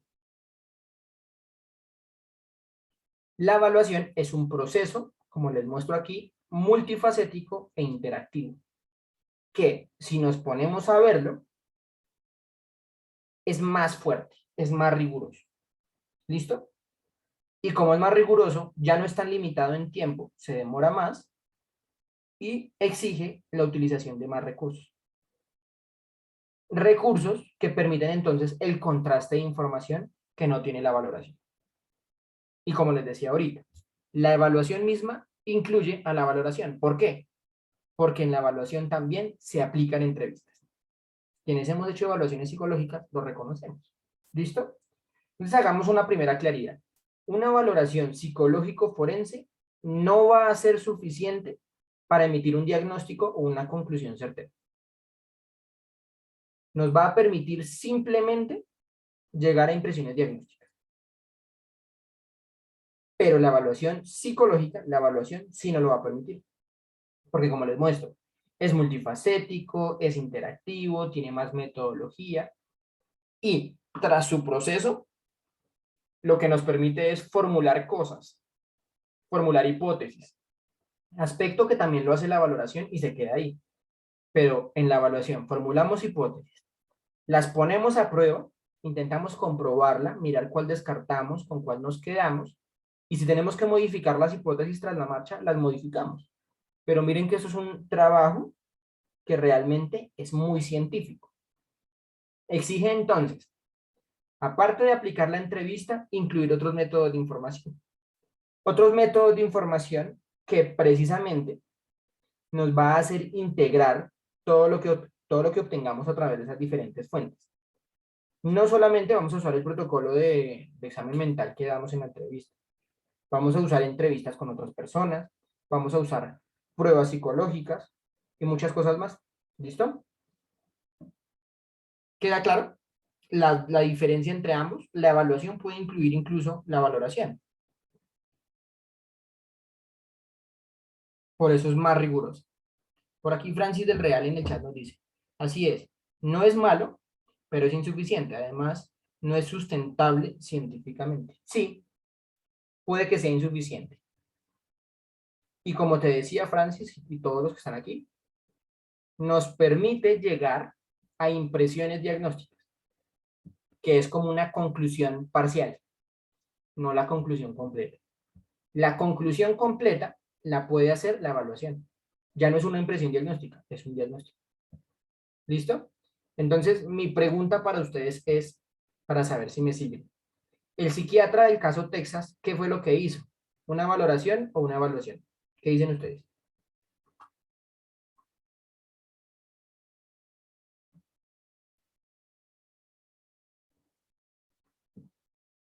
Silvia nos dice valoración. Maya también nos dice valoración. Francis nos dice valoración. Ludi también. Lenny también. Entonces, efectivamente, hemos conseguido una primera conclusión y es que el psiquiatra hizo una valoración. Y efectivamente en el caso no fue suficiente. ¿Cuál es mi primera recomendación? Irnos a un proceso de evaluación del riesgo de violencia. Esto de la valoración siempre lo van a escuchar. Por eso el título del curso es así. Pero si ustedes lo trasladan a un proceso de cambio de idioma, hablemos de un idioma anglosajón, hablemos del inglés, valoración quedaría como un assessment, que sería evaluación también. ¿Listo? Recomendación, evaluación. Y dentro del proceso de evaluación hay que incluir un proceso de entrevista también, es decir, hagamos la valoración ahí metida. ¿Listo? Un proceso de entrevista que pues tiene fines periciales. Y cuando hablamos de fines periciales, hablemos de que debe ser una entrevista que permita obtener datos muy importantes para el informe pericial, pero también datos muy importantes que nos permita seguir formulando hipótesis a medida que vamos evaluando, que nos permita ir comprobando si descartamos o aceptamos algunas, pero también nos permita ir tras la marcha formulando nuevas herramientas para seguir evaluando. Eso es evalúe, evalúe y evalúe. Es un proceso científico muy, muy importante. Entonces aquí, también para que generemos un poco más de controversia, hay profesionales que piensan que están evaluando, pero no lo están haciendo. Hablemoslo en términos de rigurosidad. Pensemos en el profesional que solo con hacerle una entrevista al usuario ya sabe qué instrumentos aplicar. O pensemos en el profesional que sin necesidad de entrevistarlo, solo con el motivo de la solicitud, ya sabe qué pruebas aplicar. Quiero que piensen ustedes por un momento si eso está correcto. Porque precisamente lo que les quiero decir es que no es lo más adecuado. Porque el simple hecho de que nosotros veamos la solicitud o el motivo de consulta o la primera entrevista no nos hace posible ya encontrar toda la razón de ser de la situación. Por eso desde psicología clínica se hacen modelos de formulación de casos muy buenos. En psicología forense por eso debemos incluir modelos de formulación de casos forenses y no simplemente una valoración. ¿Listo?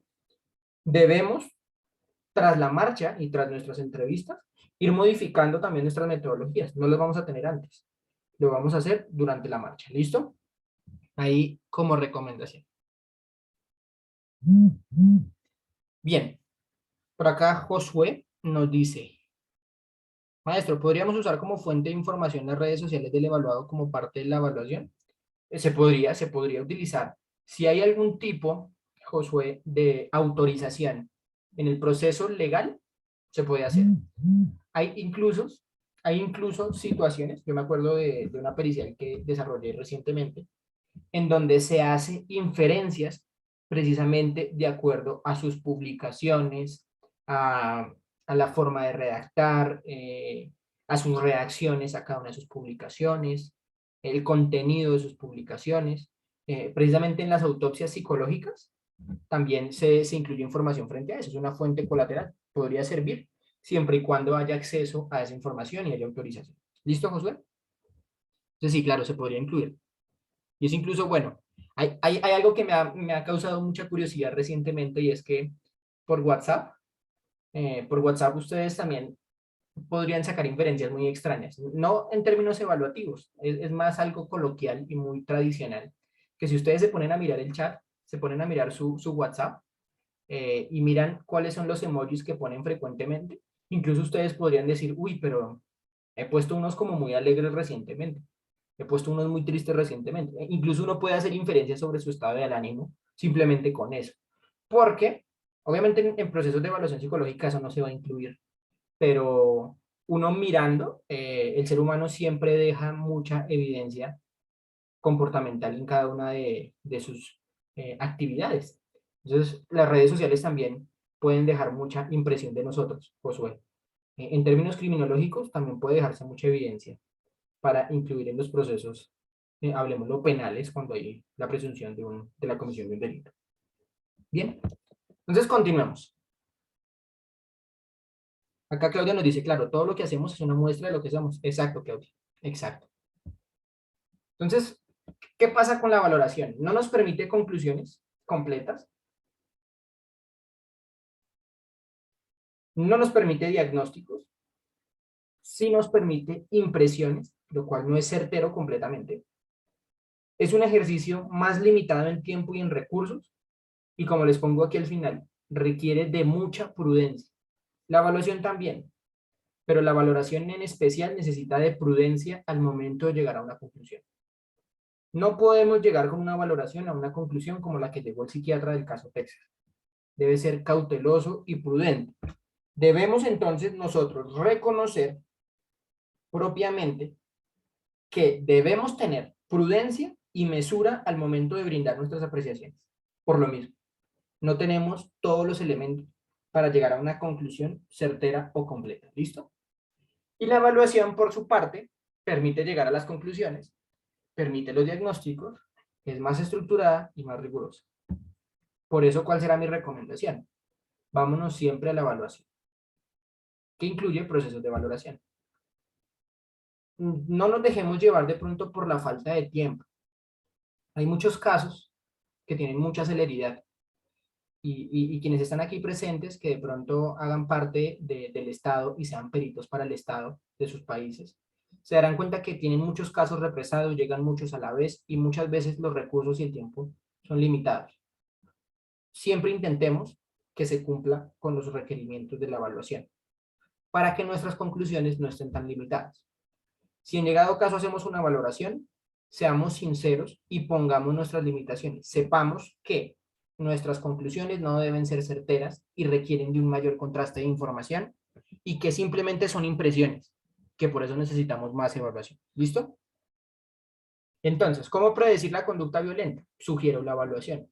Se hace valoración también, si quieren hagan entrevistas y traten de hacer inferencias, pero no lleguemos a conclusiones certeras como hizo el psiquiatra, porque en esa oportunidad el procesado tuvo pues específicamente su sentencia a muerte y pues bueno, miren lo que sucedió. ¿Listo?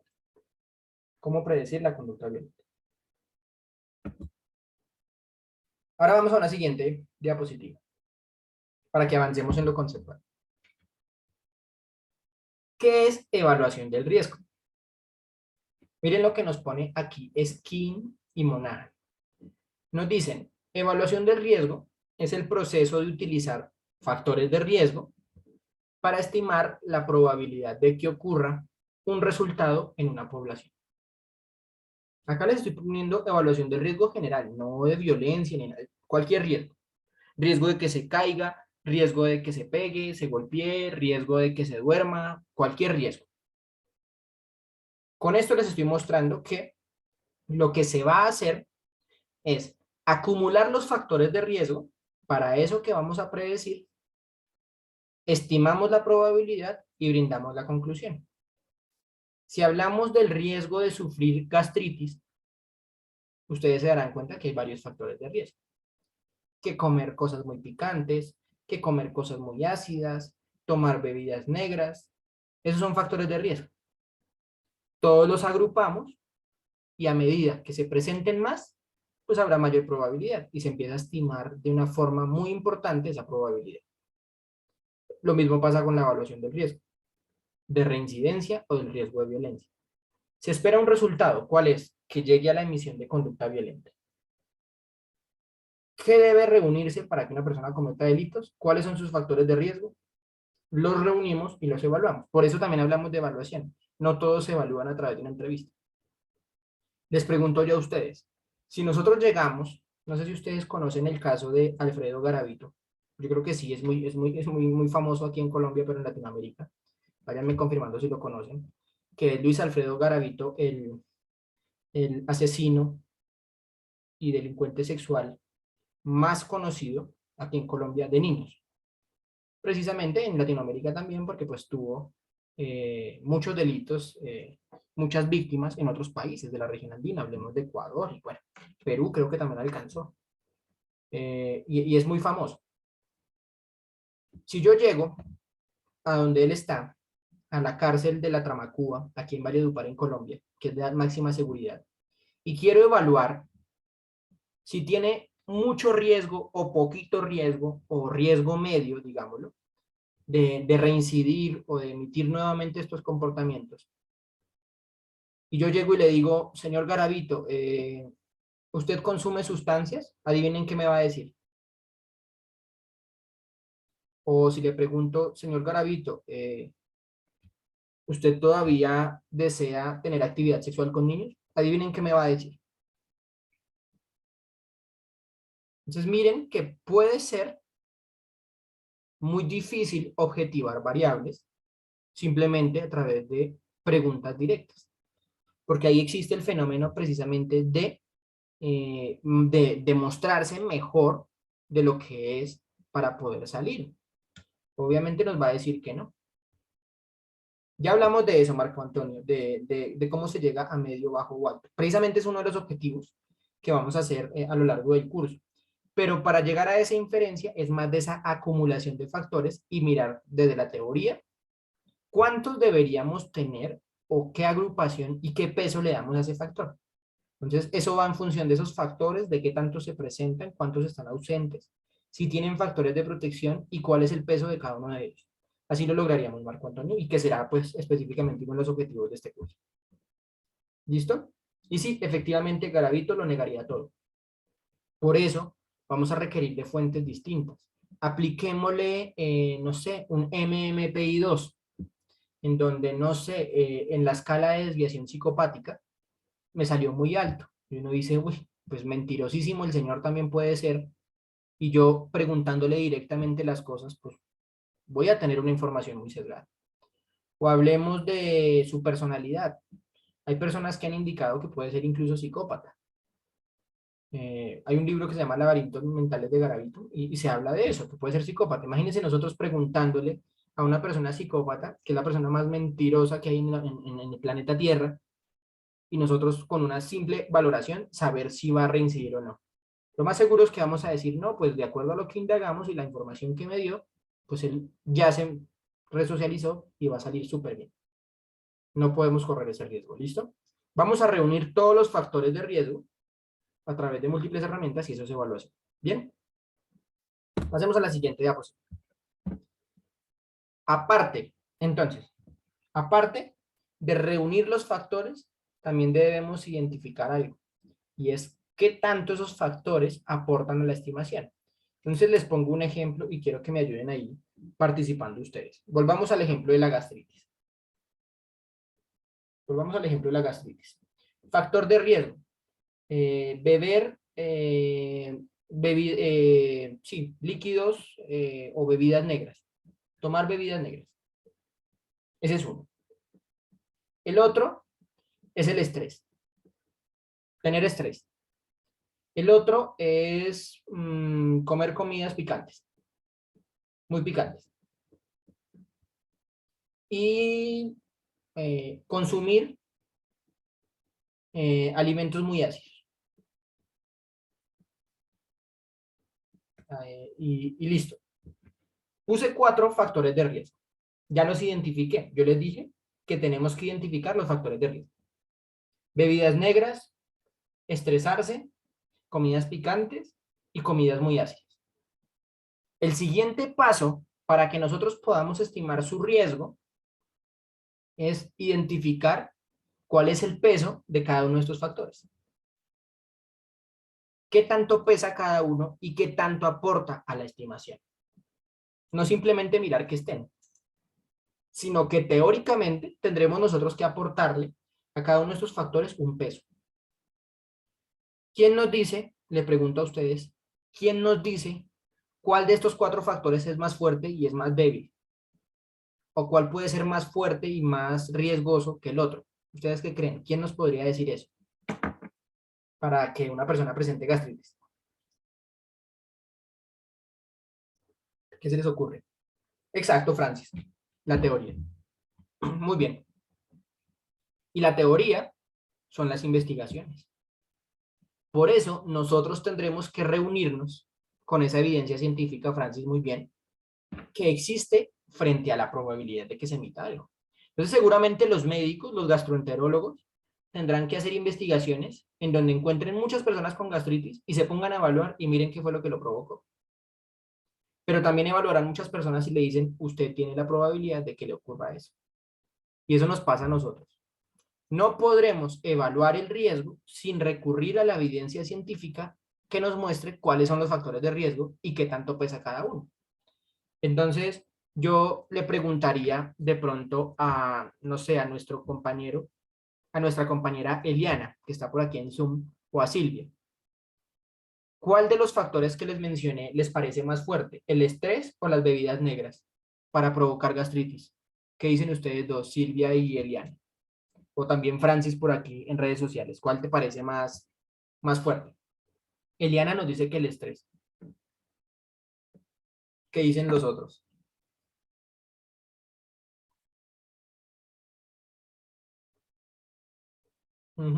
Ludi también se va por el estrés. Silvia nos dice bebida negra. Y miren que podemos diferir. Josué nos dice bebidas negras. Y podemos diferir en esa estimación. Eso también nos pasa en la evaluación del riesgo.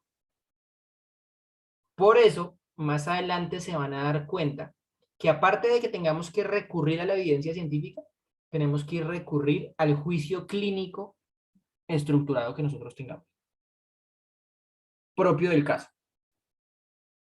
Digamos, para la gastritis, el nivel de estrés, qué tanto tiempo ha tenido, exacto, Erendira, o qué tanto ha tomado las bebidas negras. Hay muchas variables que incluyen ahí. No simplemente encontrar el factor de riesgo, sino también asignarle un peso. Y de acuerdo al peso que le asignemos, vamos a lograr, Josué, precisamente, y también quien me preguntaba, creo que eres tú, Josué, quien me preguntaba de cómo llegar, no, Marco Antonio, de cómo llegar al medio, alto o bajo. Ese medio, alto o bajo, o la conclusión, se da específicamente a través de esa estimación, de ese peso que le damos a cada uno de los factores. ¿Listo?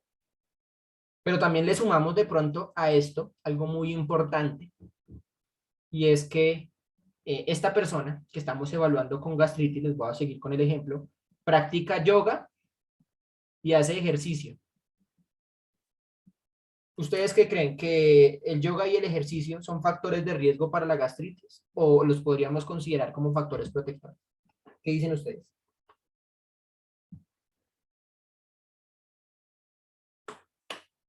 Para la gastritis, claramente. Exacto, Maya, Carmen, Silvia, protectores. Efectivamente. Y ahora, aparte de ponerle el peso a los de riesgo, tendremos que ponerle el peso a los protectores. Imagínense, practica yoga todos los días, ejercicio todos los días con una alta frecuencia.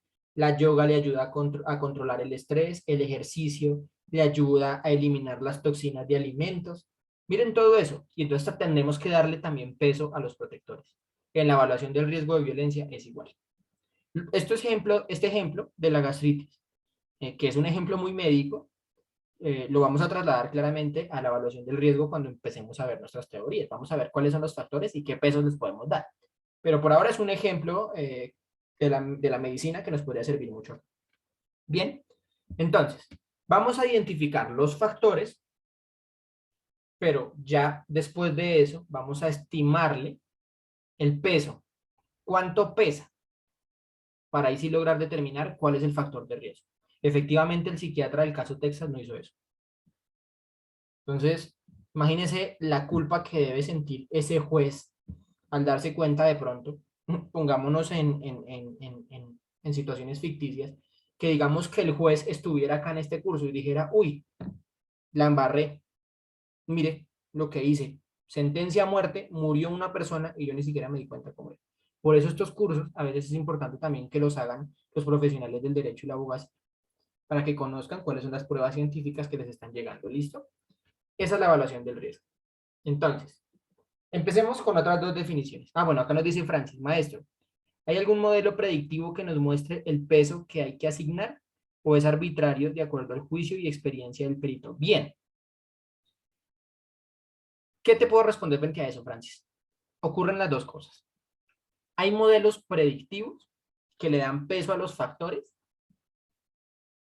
pero también nos indican que por más peso que le den, debemos nosotros, Francis, de acuerdo al caso individual, mirar algunas otras variables que nos hacen a nosotros como los acreedores de ese peso. No solamente el instrumento o el modelo nos dice póngale tanto, sino que también debemos incluir nuestra experiencia y el juicio. Pero nuestra experiencia y el juicio claramente debe estar ajustado también a la evidencia científica. ¿Listo? Entonces se combinan ambas. Claro que sí, claro que sí. Eso se van a mencionar en el curso precisamente, Francis. Hay varios, son muchos, y son de los modelos teóricos que precisamente fundamentan la evaluación del riesgo. Ahorita pues, nos extenderíamos mucho, pero sí en las siguientes sesiones se estarán conversando. Lo que hace las escalas, sí, Marco Antonio, precisamente. Las escalas le ponen un peso, pero nosotros también. Ya vamos a ver eso, ¿listo? Entonces, miren acá. Definición importante. ¿Qué es un factor de riesgo? Bueno, miren lo que nos pone acá Maya en el chat de Zoom. En vista que el estrés, factor de riesgo, tiene su contrapeso con factores protectores, quedan los tres factores de riesgo de alimentación como bebidas negras. Sí, mira que se empiezan como a hacer una especie de cálculos Maya en donde uno contrarresta al otro y ¿qué queda? Si nos miramos así de una forma muy desde las reglas de la sana crítica, así como lo estás haciendo, encontraremos que todavía hay riesgo de gastritis, porque son más los de riesgo que los protectores. ¿Sí ven? Así nos pasa también con el riesgo de violencia. Muy bien, María. Entonces, ¿qué es factor de riesgo? Pónganle muy bien, mucho cuidado a esto. Es una variable que correlaciona positivamente con el resultado de interés. ¿Cuál es nuestro resultado de interés de este curso? ¿Alguien lo recuerda? Resultado de interés o la conducta que queremos predecir. ¿Alguien la recuerda?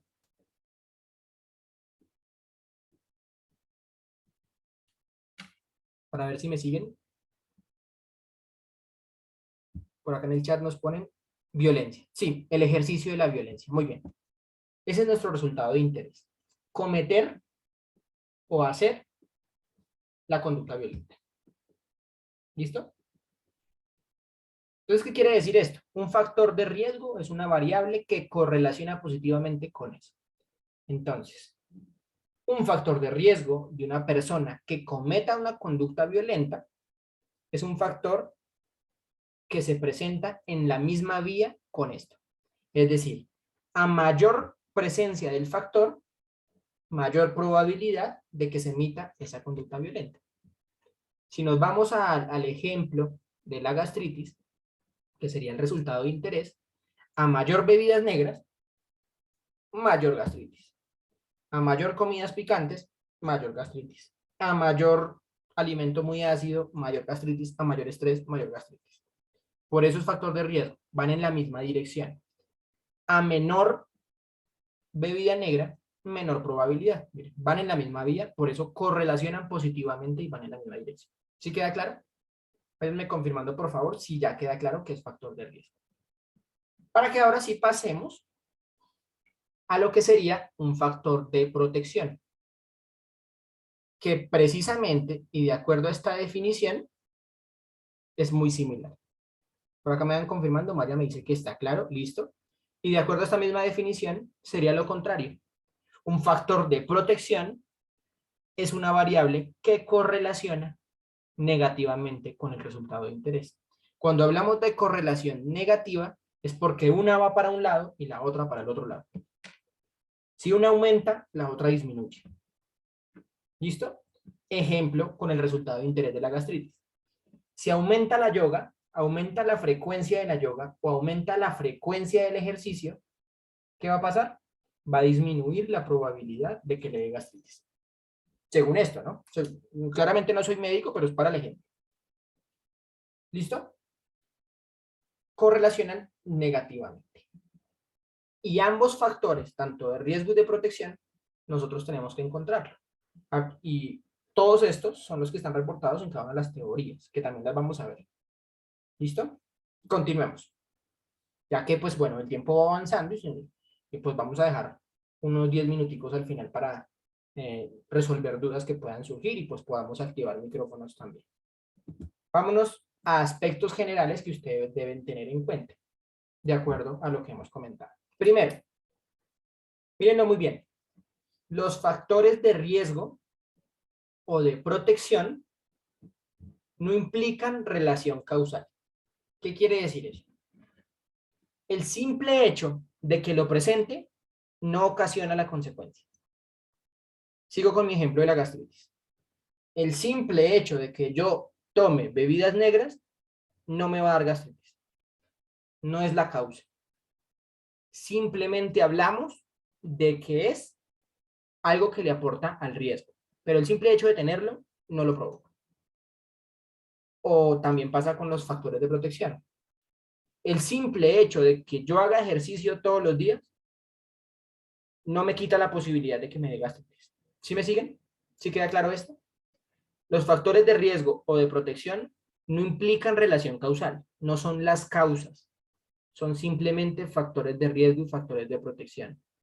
Lo que les decía también al inicio, una persona que consuma sustancias, el consumo de sustancias es un factor de riesgo para cometer delitos o cometer conductas violentas. Pero el simple hecho de que esté el factor no lo vuelve delincuente. Lo que está pasando en muchos países, en donde al drogadicto se le acusa de delincuente por simplemente ser drogadicto. Y eso está súper mal, porque el hecho de ser drogadicto no lo vincula de una vez con delitos. Simplemente tiene una dificultad que hoy en día se reconoce como un trastorno adictivo. ¿Listo? Segunda consideración. La evaluación del riesgo no pretende establecer relaciones causales.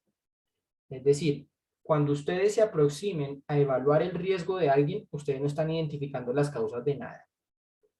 Ah, es que mire que él abusó sexualmente de ese niño porque tenía una distorsión cognitiva. No, no es la causa. Es un factor que sí puede haber conducido a su desarrollo, pero no lo podemos determinar. ¿Listo? La relación causal no lo podemos dar todavía. Si yo llego y evalúo a Garavito en la Tramacúa, en la máxima seguridad acá en Valledupar, seguramente encontraré muchas cosas. Y podré decir, puede que él reincida o ejerza violencia contra niños más adelante. Pero no podré decir con exactitud, con certeza, como lo hizo un psiquiatra en el caso Texas, que es porque tenga una distorsión, o es porque estuvo encerrado, o porque, no sé, pensemos en que es impulsivo, o porque, no sé, tuvo una familia disfuncional. No podemos decir que esa es la causa. Nosotros los profesionales de las ciencias sociales hablamos de probabilidad y entonces diremos sí, podría haber sido por muchas razones y todas estas que encontramos aportan al riesgo. No sabemos si realmente una es la causa principal porque no vamos a establecer una relación causal. Bien, igual pasa cuando queremos predecir. Vamos a un tercer aspecto general. La ausencia, miren bien este. La ausencia de factores de riesgo no necesariamente constituye un factor protector. ¿Qué quiere decir esto? Volvamos al ejemplo de la gastritis, que creo que nos ha ayudado a comprender. El simple hecho de que me falte el factor de riesgo, pensemos en las bebidas negras o el estrés, pensemos en el estrés. El simple hecho de que no esté el estrés no significa que yo me esté protegiendo de una vez de la gastritis. ¿Listo? O el simple hecho de que yo no tome bebidas negras de una vez ya me protege de la gastritis. La ausencia del factor de riesgo no es protección directamente, como muchas veces los profesionales lo han creído. Porque así lo han hecho. Han hecho evaluaciones y dicen, sí, esta persona no tiene distorsiones cognitivas, no es impulsivo, controla su ira, no sé, pensemos en que es muy regulado y piensan que entonces, como no tienen factores de riesgo, ya está protegido. Y eso es falso. La ausencia del factor del riesgo no necesariamente ya es factor protector. Y contrario sucede también. El hecho de que falte el factor protector, eso no se convierte de una vez en la presencia de riesgo. Sigo con mi ejemplo de la gastritis. El simple hecho de que yo no haga ejercicio, miren, está faltando el factor protector. El simple hecho de que yo no haga ejercicio, de una vez me va a vincular con el riesgo de gastritis, ¿no? No es un factor, simplemente falta el protector. Qué chévere tenerlo, sería muy bueno tenerlo y si no lo tengo, no es riesgo. Simplemente no lo tengo. ¿Listo? Aspectos generales que deben contemplar para lo que sería la estimación. Bien. Por eso estaremos hablando en nuestras sesiones de teorías que nos dicen cuáles son los factores de riesgo y cuáles son los factores de protección. Si falta uno o el otro, falta, simplemente falta. No estamos vinculando ninguna relación entre ellos. ¿Listo?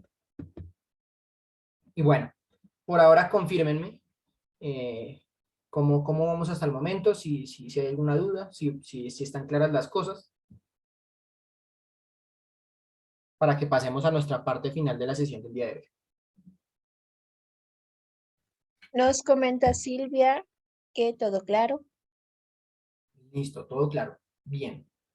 Francis también, Eliana también, Yulibet también, listo, vamos bien. Entonces vamos a pasar a la última parte de la sesión del día de hoy.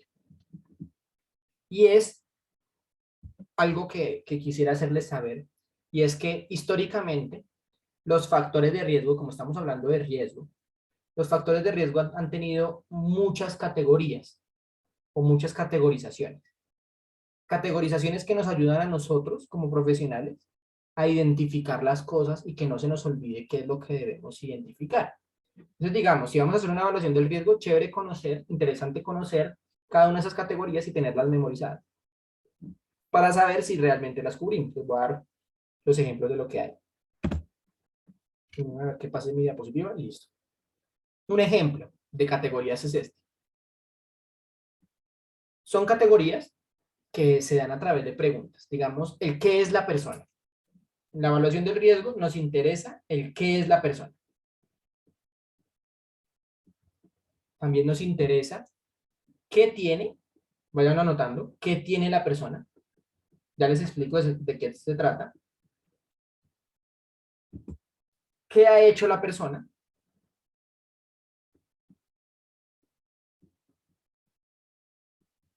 Y finalmente, ¿qué le han hecho a la persona? ¿Listo? Entonces, me retrocedo para explicar cada uno. ¿Qué es la persona? Si quisiéramos nosotros identificar el riesgo de emitir violencia sexual contra niños, tendremos que recurrir a qué es la persona. Y tendremos que recurrir a la teoría específicamente a qué son esas personas que realmente cometen ese delito. Pensemos entonces por un momento, ¿qué podría ser la persona? Ser impulsiva, ser muy emocional, muy airada, ser... Y siempre que hablamos de ser, tendremos que hablar también de personalidad. ¿Bien? Factores de riesgo. Es que Garavito es muy impulsivo. Miren que ahí estamos encontrando factores de riesgo. Bien. Si hablamos de el ejemplo de la gastritis, es muy sedentaria o es muy glotona o es muy descuidada. Miren que son factores que ya estoy identificando. Pasemos a la segunda categoría. ¿Qué tiene la persona? Si hablamos del ejemplo del delito sexual con niños, hablemos de que hay personas, hay categorías, hay tipologías que indican que los agresores sexuales también podrían tener afectaciones de salud mental. ¿Qué tiene? Mira, Marco Antonio acá nos pone factores dinámicos, también son las famosas necesidades criminógenas que nos propone Andrews y Bonta, y es importantísimo. Esa es otra categoría. Muy bien, Marco Antonio. Entonces, ¿qué tiene la persona? Hablemos de tener una distorsión cognitiva, de tener un trastorno mental, de tener, ¿listo? Un trastorno del control de impulsos, tener. En la gastritis hablamos de tener, no sé, una dificultad en la alimentación. Bien. Vamos a la siguiente y es ¿qué ha hecho la persona? Cuando hablamos del qué ha hecho y en términos de lo que Marco Antonio nos decía de factores dinámicos, pensemos en lo que serían los factores estáticos. ¿Qué ha hecho la persona? ¿Cómo es su historial? ¿Qué ha pasado? Hablemos en personas que han cometido, en personas en las que estamos evaluando si podría ser un agresor sexual de niños. Si antes hizo ya una agresión sexual con niños, es un factor importante a considerar de riesgo. O que antes ya tuvo algún tipo de agresión, o que antes tuvo una conducta sexual desviada. ¿Qué ha hecho? ¿Qué hizo? ¿Listo? Lo histórico. Por eso también en los factores de riesgo muchas veces recolectamos si tiene antecedentes penales, si ha sido recluido como adolescente en algún centro de reclusión, cuestiones como esas. Y finalmente, ¿qué le han hecho? Y aquí hago referencia a que lo que le ha pasado al sujeto también es importante. Y aquí suele suceder con mucha frecuencia que lo que se vincula son muchas victimizaciones. Digamos con Garavito, por mucho tiempo se dijo que un factor de riesgo de él para haber emitido todo ese tipo de comportamientos era que cuando pequeño había sido abusado sexualmente también. ¿Qué le han hecho? Se ha sido víctima de maltrato, víctima de delitos sexuales, todo eso. ¿Listo? Son las categorías a las que hago referencia. Y finalmente, la que Marco Antonio también nos incluye. La anterior, de acuerdo a las preguntas. Pero aquí entra la categoría que se propone con Andrews y Bonta desde psicología criminal, y es que también hay factores que se pueden clasificar entre estáticos y entre dinámicos. Estáticos serían aquellos factores que son más históricos, que ya no se pueden modificar, que están quietos, estáticos, lo dice muy bien la categoría, y los dinámicos son los que sí se pueden modificar o también se denominan necesidades criminógenas. Aquellos dinámicos se pueden modificar y es en donde se centra nuestra intervención propia. ¿Listo?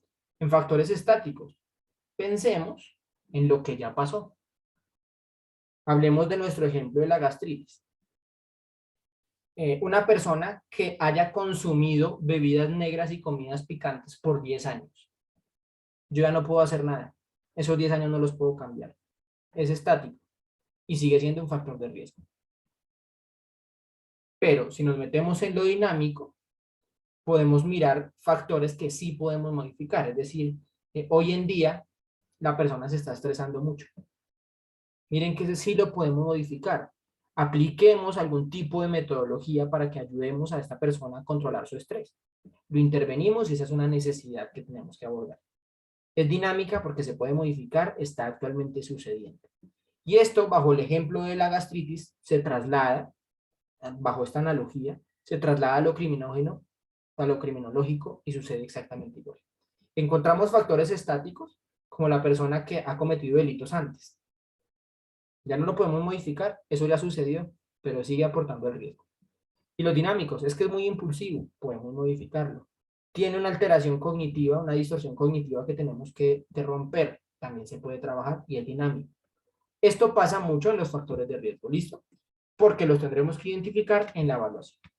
Ya con esto, pues ya viendo el tiempo, podremos nosotros dar finalización a lo que sería nuestra sesión del día de hoy.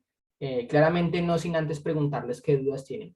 Ya vuelvo a activar por aquí mi cámara para que podamos resolverla.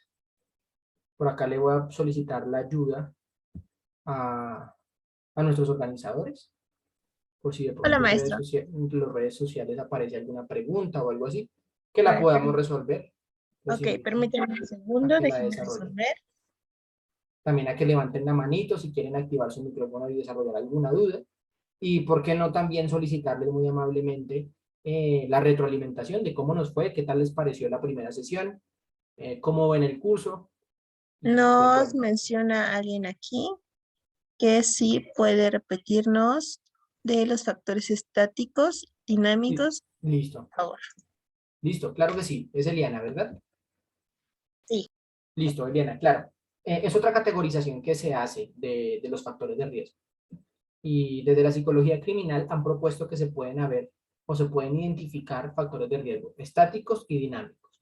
Aquellos estáticos son los que no se pueden modificar, ya son estáticos, ahí se quedaron en la historia, pero siguen aportando al riesgo. Les pongo el ejemplo de una persona que comete delitos sexuales contra niños. Si antes hizo muchos delitos contra niños, ya no lo podremos cambiar, eso ya está. Y obviamente va a ser más un factor de riesgo que ya lo haya hecho a que no lo haya hecho. ¿Listo? Es estático, es más a la historia. O digamos el hecho de que haya sido abusado sexualmente. No lo puedo modificar, ya lo abusaron, fue una situación victimizante, ya no puedo cambiarlo. Es estático. Pero ya cuando hablamos de dinámico, hablamos de factores que sí se pueden modificar y se denominan necesidades criminógenas. Son factores que están sucediendo actualmente y que pueden cambiarse. Ejemplo puede ser un agresor sexual que está cometiendo delitos y que tiene distorsiones cognitivas asociadas al uso de la sexualidad con niños. Pensemos en agresores sexuales que piensan que los niños deben tener sexualidad para no morir. Muchos agresores sexuales dicen eso, que los niños necesitan de la sexualidad. Eso, como es una distorsión cognitiva, que puede ser una creencia muy profunda, con muchos pensamientos automáticos, se puede modificar. Y como se puede modificar, son factores de riesgo dinámicos. Y por eso, en lo dinámico, se centra toda nuestra atención para la gestión del riesgo y toda la intervención. Esa sería la explicación, Eliana. Confírmame, por favor, si lo logramos. Muchas gracias, maestro. Ya revisé en Facebook, al parecer no hay ninguna duda, más que esta que solicitaba Eliana, el reiterar. Y no me queda más que agradecerle por este tiempo brindado, por estos conocimientos dados el día de hoy. Tiene felicitaciones por chat, maestro. Muchas Muchísimas gracias. gracias. Sé que les pareció excelente. Y nos vemos entonces en la próxima clase. Si alguien de ustedes aún está a tiempo, bueno, más bien, si uno de ustedes está interesado en inscribirse en este curso, ya sea de los que nos están acompañando ahorita por Zoom o Facebook, todavía se pueden integrar, no hay ningún problema, solamente sería contactar a